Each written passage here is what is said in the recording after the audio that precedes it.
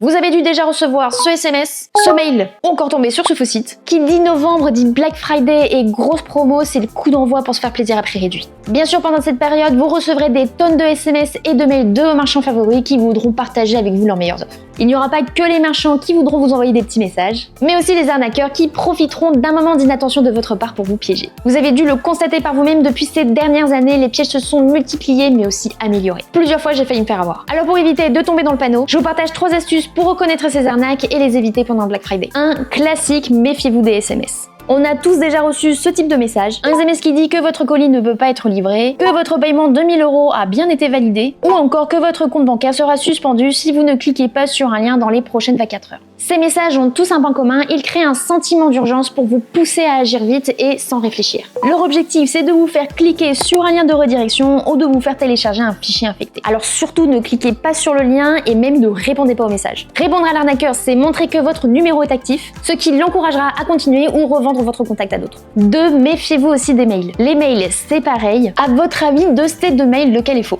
Eh bien, celui-ci est un faux et pourtant il reprend tout. Le logo officiel, le ton du message, la mise en page, tout y est. La seule différence se cache souvent dans l'adresse mail de l'expéditeur. Et ce qui est effrayant, c'est que les arnaqueurs deviennent de plus en plus ingénieux.